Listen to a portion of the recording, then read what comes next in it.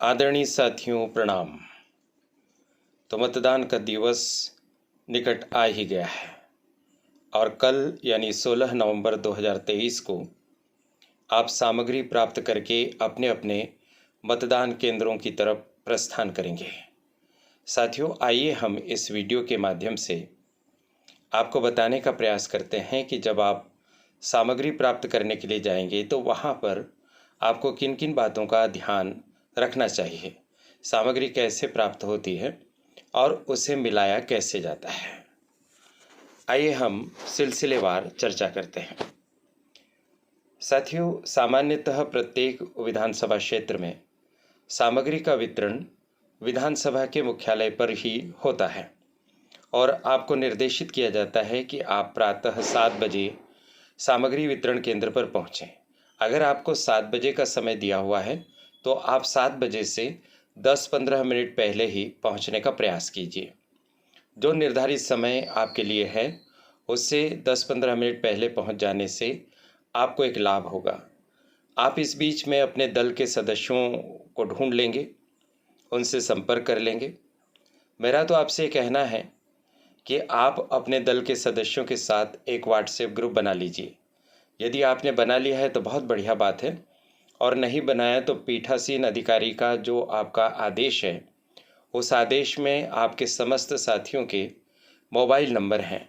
उन नंबर के आधार पर एक व्हाट्सएप ग्रुप अभी हाल ही बना लीजिए और फिर उस व्हाट्सएप ग्रुप में आप बता दीजिए कि आप सामग्री वितरण केंद्र पर पहुंच गए हैं और कहां पर खड़े हैं या कितनी देर में आप वहां पहुंच रहे हैं।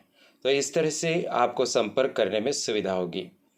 दल के सभी साथी एक साथ रहकर ही सामग्री को प्राप्त कर सकेंगे और सामग्री का मिलान कर सकेंगे। साथ ही इस बात की भी पुष्टि हो जाएगी कि आपके दल के सभी साथी स्वस्थ हैं और मतदान की प्रक्रिया को संपन्न करवाने में सक्षम है या नहीं। अगर किसी भी प्रकार की कोई परेशानी हुई तो उसी समय आप अपने दल के किसी साथी को बदलवा भी सकेंगे।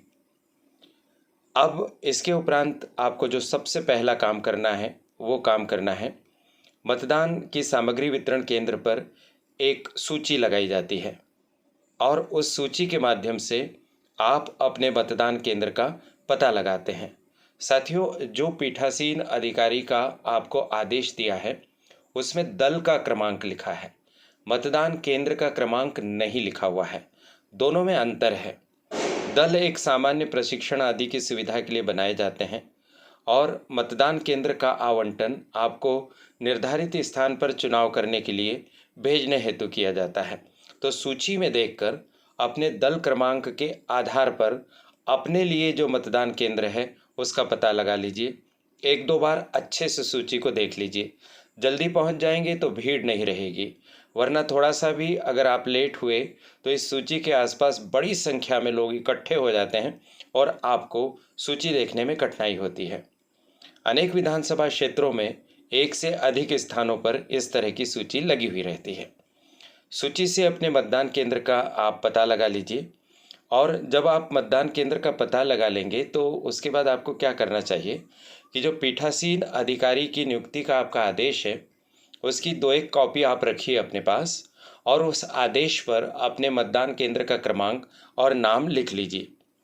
अब अगला चरण आपको ये करना होगा कि सामग्री वितरण केंद्र पर अलग अलग काउंटर बने हुए होंगे। साथियों, ये काउंटर सेक्टर के आधार पर बनाए जाते हैं और प्रत्येक सेक्टर में कुछ मतदान केंद्र होते हैं और प्रत्येक काउंटर के सामने एक बड़ा भारी फ्लेक्स लगा हुआ रहता है और उस फ्लेक्स पर सेक्टर का क्रमांक भी लिखा हुआ होता है और उस सेक्टर के अंतर्गत आने वाले मतदान केंद्रों का क्रमांक भी लिखा हुआ रहता है।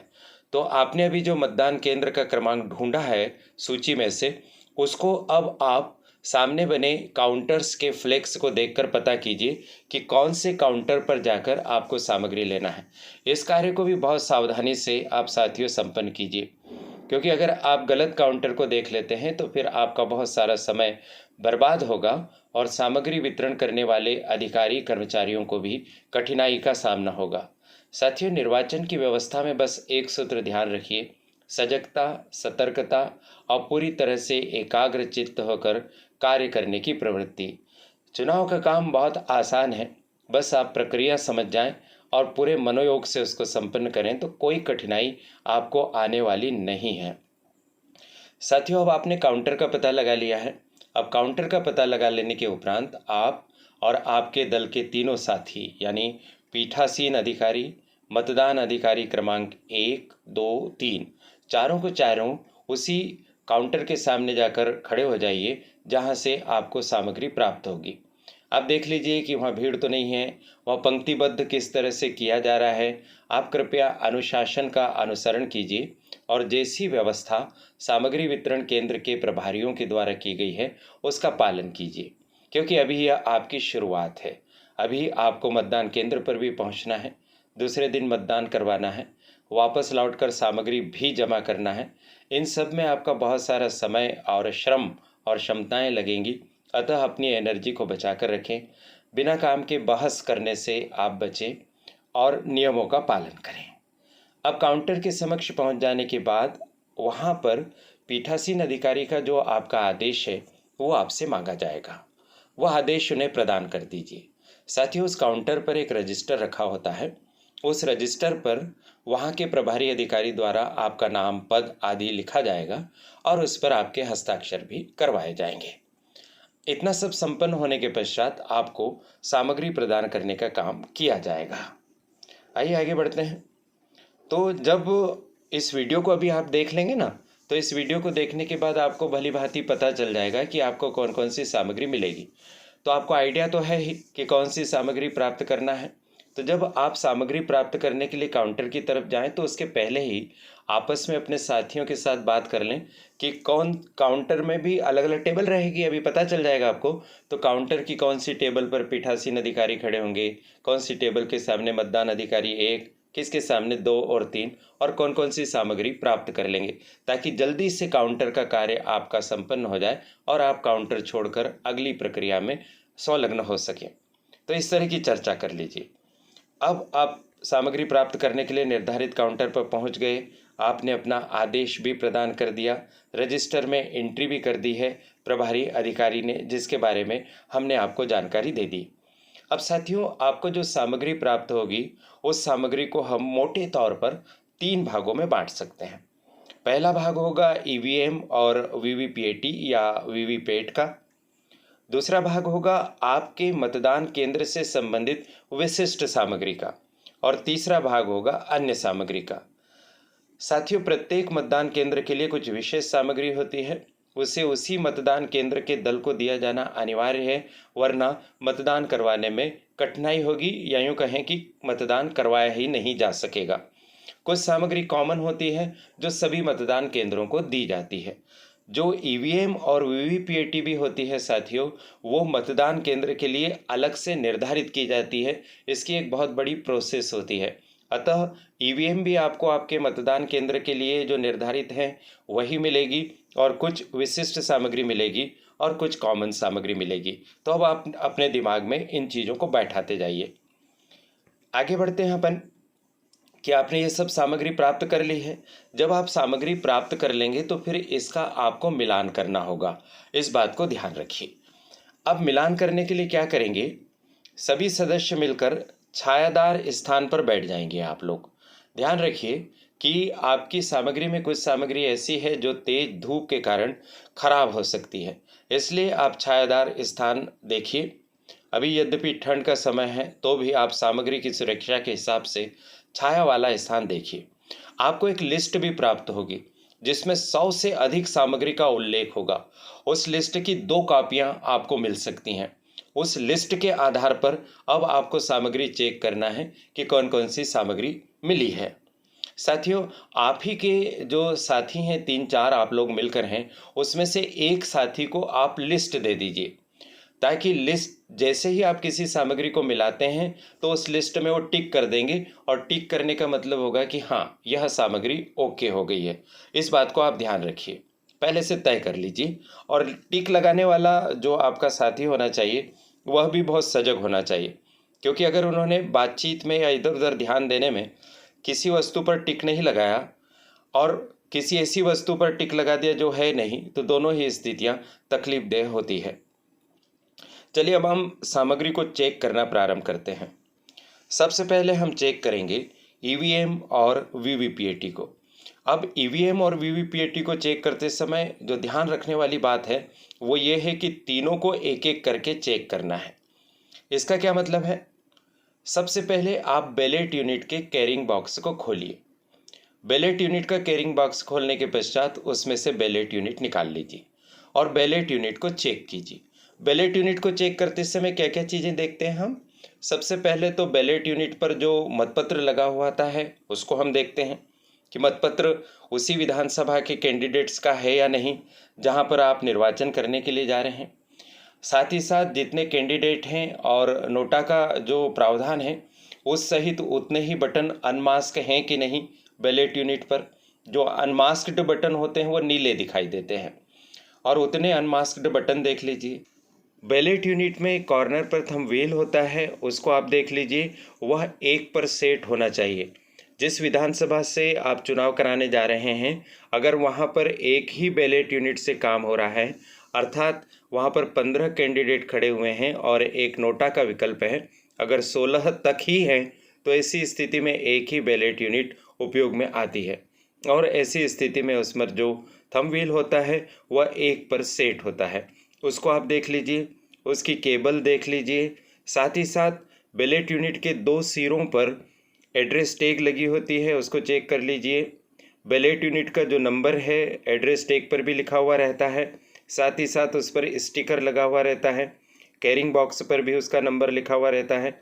इन तीनों जगह आप नंबर की समानता को चेक कर लीजिए और अपनी व्यक्तिगत डायरी में इस नंबर को नोट भी कर लीजिए क्योंकि इसकी ज़रूरत आपको कई स्थानों पर पड़ेगी।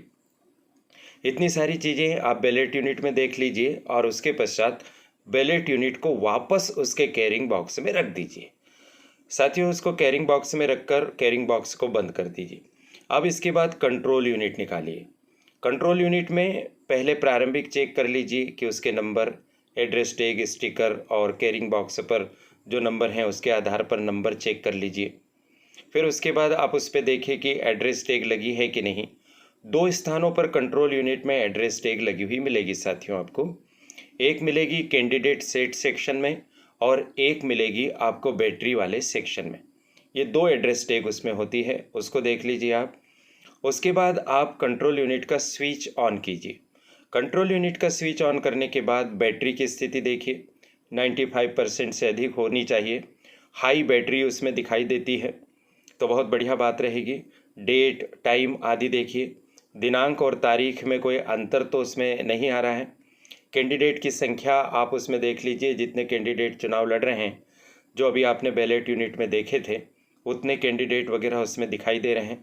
सारी इन्फॉर्मेशन उसके अंदर आ रही है तो इसका मतलब यह माना जाएगा कि कंट्रोल यूनिट सही है। इतना सब चेक करने के बाद कंट्रोल यूनिट के स्विच को ऑफ कर दीजिए। ध्यान रखिए स्विच ऑफ करना मत भूलिए।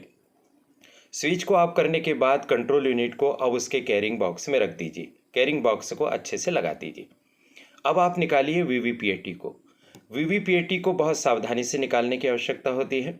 अपने एक साथी को कहिए कि वो कैरिंग बॉक्स को नीचे से थाम ले और उसके बाद आप उसके ढक्कन को खोलकर वीवीपीएटी को सीधे के सीधे बाहर निकालिए। साथियों ध्यान रखिए कि वीवीपीएटी को आप हिलाइए डुलाइए मत, क्योंकि वीवीपीएटी में एक पेपर रोल होता है और अगर वो हिलने ढुलने से थोड़ा सा भी इधर उधर हो गया तो आपको कठिनाई आएगी। उसको निकाल लेने के पश्चात उसमें लगे हुए एड्रेस टैग देखिए। एड्रेस टैग आपको कहाँ पर देखने को मिलेंगे? पेपर कंपार्टमेंट रोल में वाला जो आपका भाग होता है वहाँ 2 एड्रेस टैग लगे हुए दिखेंगे आपको, उन्हें आप देख लीजिए। इसके अलावा अब आप ड्रॉप बॉक्स को खोलकर देखिए कि उसमें कोई पहले से स्लिप तो नहीं है। बैटरी वाला सेक्शन खोलकर देख लीजिए, खुल जाता है साथियों, यह सील नहीं होता है। उसको खोलकर देख लीजिए आप कि उसमें बैटरी अपनी जगह लगी हुई है कि नहीं, इसको देख लीजिए। साथियों वीवीपीएटी में चेक करने की एक जो सबसे महत्वपूर्ण बात है वो ये है कि वीवीपीएटी का paper roll knob transportation mode में होना चाहिए, अर्थात उसे आड़ी स्थिति में होना चाहिए। साथियों इस बात को बहुत ध्यान से सुन लीजिए, बार बार सुन लीजिए कि वीवीपीएटी का पेपर रोल नॉब आड़ी स्थिति में अर्थात ट्रांसपोर्टेशन मोड में होना चाहिए। उसकी केबल को भी चेक कर लीजिए, उसके साथ भी एक केबल होती है। फिर इसे वापस उसके कैरिंग बॉक्स में रख दीजिए। एक बात पर और विशेष ध्यान केंद्रित कीजिए कि सामग्री प्राप्ति केंद्र पर कंट्रोल यूनिट, बैलेट यूनिट और वीवीपीएटी को आपस में जोड़कर नहीं देखना है, और आपस में जोड़ने की गलती न हो इसीलिए हमने एक एक यूनिट को अलग अलग निकाल कर चेक किया और चेक करने के तुरंत बाद ही उसके बॉक्स में वापस रख दिया, ताकि भूल कर भी हमसे कोई भूल न हो। साथ ही इस तरह से ईवीएम आदि की चेकिंग हो गई। अब आप देखिए कि आपके मतदान केंद्र से संबंधित कौन कौन सी विशेष सामग्री होती है। निर्वाचक नामावली इसमें नंबर 1 पर आती है। निर्वाचक नामावली की एक चिन्हित प्रति होती है और 3 वर्किंग प्रतियां होती है। तो आप देख लीजिए, चिन्हित प्रति आपको मिल गई। इन प्रतियों को पलट कर देख लीजिए कि इसमें सारे पेजेस लगे हुए हैं। सभी में मतदाताओं की संख्या एक जैसी लिखी हुई है। अधिकारी के हस्ताक्षर हैं और निर्वाचक नामावली की चिन्हित प्रति में पोस्टल बैलेट और ईडीसी के अलावा कोई और निशान तो नहीं है। इसी तरह से आपको मतदान केंद्र के लिए 20 निविदत्त मतपत्र मिलेंगे। उन्हें गिन लीजिए, उनके क्रमांक देख लीजिए।